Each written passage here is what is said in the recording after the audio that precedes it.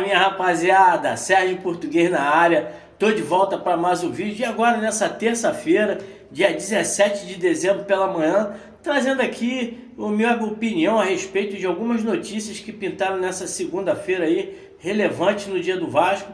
Mas antes da gente começar a comentar a respeito disso, peço a você que está chegando agora no canal, chega dando o seu like aí para poder estar divulgando esse vídeo aqui para mais vascaíno. Deixe o seu comentário, que é muito importante aqui para o nosso canal. Eu respondo a todos os comentários que os inscritos deixam aqui. E também, se você não é inscrito, se inscreva no canal. É importante para a gente poder estar chegando aí próximo à nossa meta, 1.800 inscritos aí até o final do ano. Seria importante a gente chegar nessa marca e conto com a ajuda de vocês. Valeu? Solta a vinheta aí.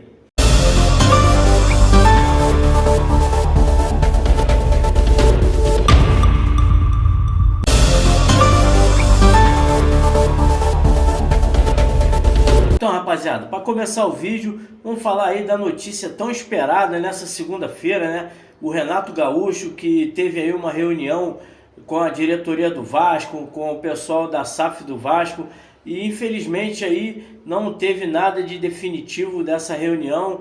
Participaram aí da reunião o presidente Pedrinho, o diretor Felipe, também o CEO, o Carlos Amodeu, o Marcelo Santana também participou aí dessa reunião, e ainda houve ali alguns empecilhos para que houvesse a definição, né, da contratação do Renato Gaúcho. Infelizmente ficou aí para ter aí uma continuidade nessa terça-feira, então isso aí atrapalha um pouco, né, a sequência do Vasco.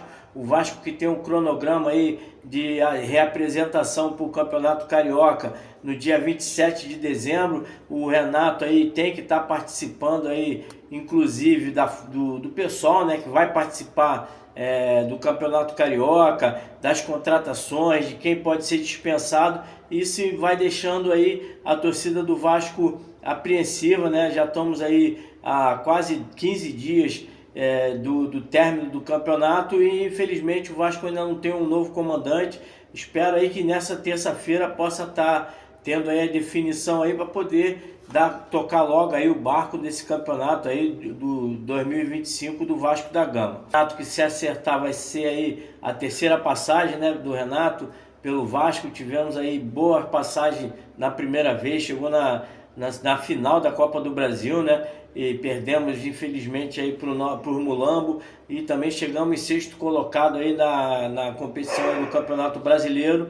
Já em 2008 o Vasco lutava ali pelo rebaixamento e o Renato foi o técnico, né, que acabou terminando o Campeonato Brasileiro. Infelizmente aí alguns torcedores do Vasco culpam o Renato por esse rebaixamento, mas o Renato ele é o menos culpado de todos. Ele que chegou ali na reta final do Campeonato Brasileiro para tentar salvar o Vasco aí do rebaixamento. Infelizmente não teve essa capacidade e o Vasco aí sucumbiu e foi rebaixado. E agora pela terceira vez, espero que o Renato venha com vontade, agora um técnico mais experiente, um técnico já rodado aí, campeão da Libertadores, um cara que está sempre ali disputando a parte alta da tabela. Espero que ele, com esse know-how, ele possa estar ajudando o Vasco a se reerguer e fazer um 2025 vencedor, que a gente merece aí estar tendo aí um ano vencedor, já que estamos sofrendo há bastante tempo. Segunda notícia que eu queria estar comentando aqui é a respeito aí do possível interessado do Vasco. Agora apareceu aí mais um interessado na SAF do Vasco, o bilionário russo Dmitry Rybolov. Ele já foi aí um empresário famoso aí no ramo dos fertilizantes, né, lá da Rússia. A gente sabe que a Rússia é uma grande produtora desse material e é um cara aí que tem uma fortuna acumulada aí de 6,4 bilhões de dólares, né, aproximadamente aí quase 40 bilhões de reais.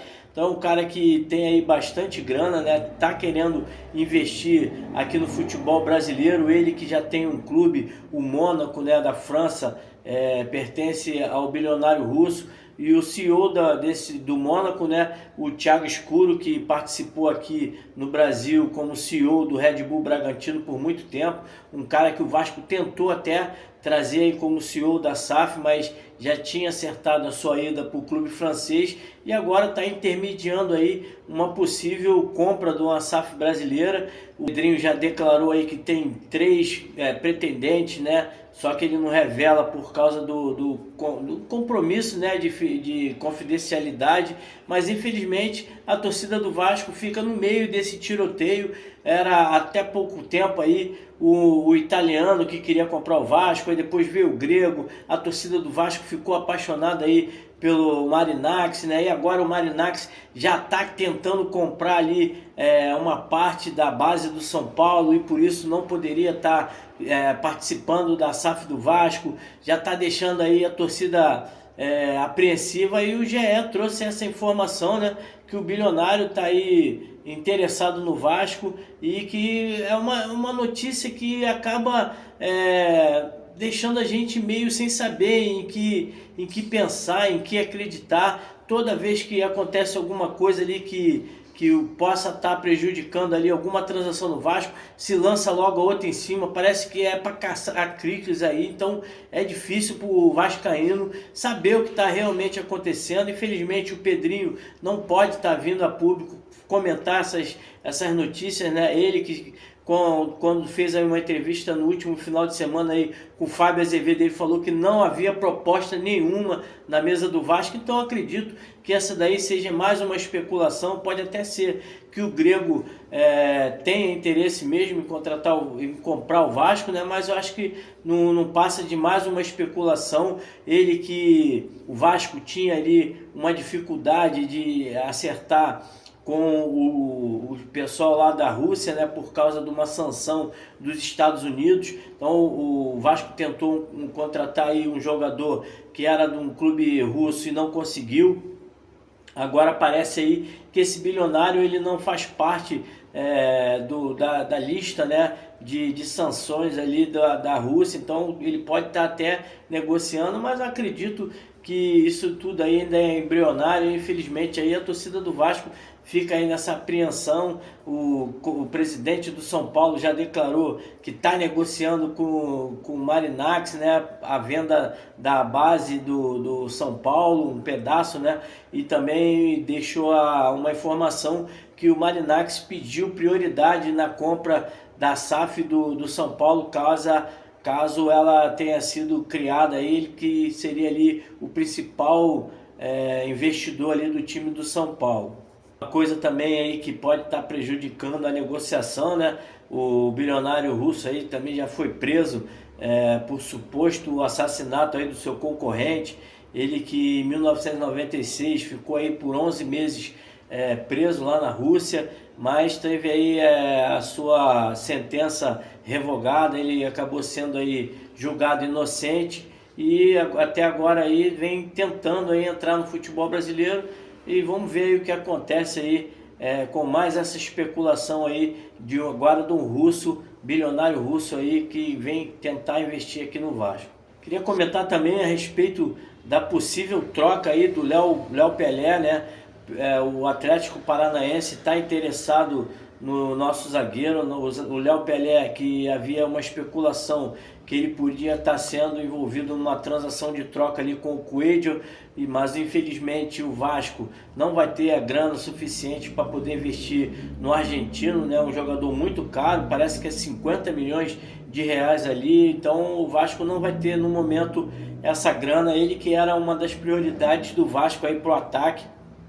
Infelizmente essa troca não vai ser possível, mas o Atlético Paranaense demonstrou interesse no Léo Pelé e está cogitando aí uma troca pelo zagueiro Matheus Gamarra, paraguaio de 24 anos. Pelo que eu vi aí nos vídeos desse jogador, um jogo muito bem ali pelo lado esquerdo, bom na cabeça, é um cara que tem ali uma força física muito boa, já começou a participar também da seleção paraguaia, né? Tem algumas convocações e eu acho que seria uma troca entre esses dois jogadores, já que o Vasco poderia estar tendo também uma recompensa aí financeira, né? Pode estar também incluindo ali a dívida do Hugo Moura, que o Vasco está devendo ainda a contratação do Hugo Moura. Então o Léo Pelé infelizmente perdeu a espaço junto à torcida do Vasco. A torcida do Vasco pega muito no pé desse jogador, gosto do Léo Pelé, mas infelizmente não dá para ele tem que estar procurando novos ares aí esse ano de 2025, ele que tem contrato até dezembro, né? E o Vasco pode estar trazendo um jogador mais novo que o Léo Pelé, porém aí é um jogador que ainda é desconhecido aqui no Brasil, porque chegou no começo do ano de 2024, vindo do Olímpia do Paraguai, né? Um jogador que, na minha opinião, merece a aposta, já que o Léo Pelé tem que sair do Vasco, infelizmente. Então eu acho que essa troca aí, o Vasco poderia estar levando uma certa vantagem aí nessa troca entre Léo Pelé e também o Matheus Gamarra. Para fechar o vídeo, vou falar dessa situação chata que está acontecendo aí no noticiário do Vasco, né? Vamos falar a respeito do Pablo Verratti. Mais uma vez o Verratti veio agora desmentir o presidente do Fluminense, né? O presidente do Fluminense que fez um vídeo aí dizendo tudo o que aconteceu, que ele foi procurado, né? O scout do Fluminense, chefe scout do Fluminense, foi procurado no começo do ano pelo pessoal lá do staff do Pirata, e naquele momento o Fluminense não demonstrou interesse, não quiseram aprofundar o assunto, e agora no final do ano houve novamente aí um oferecimento.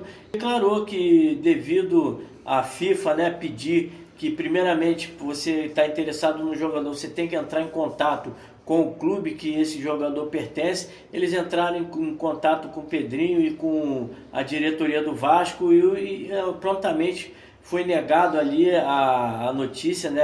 Disseram que o Vasco tinha interesse em estar renovando com o Verratti, né? Mas infelizmente isso já é um caso recorrente. A gente não pode ficar nas mãos aí do jogador. É um jogador importante, foi importante em 2024, mas está ficando velho, não pode estar também pressionando o Pedrinho a todo momento. É uma pressão desnecessária. Eu acho que se ele estivesse jogando mal, o Pedrinho não pode diminuir o salário dele, então ele também não pode estar exigindo, ficando chateadinho aí a respeito aí de ter que aumentar o salário dele pelo bom desempenho dele de 2024. Então ele veio, desmentiu, falou que não tinha nada a ver isso, que poderia estar tendo pessoas passando ali como o representante dele, mas eu acredito que sabe de tudo, tá ficando feio. Eu acho que se pintar uma grana, pagou, manda embora, dispensa, porque também não é isso tudo não. A gente viu que precisamos aí de mais de 10 jogos no final do campeonato aí,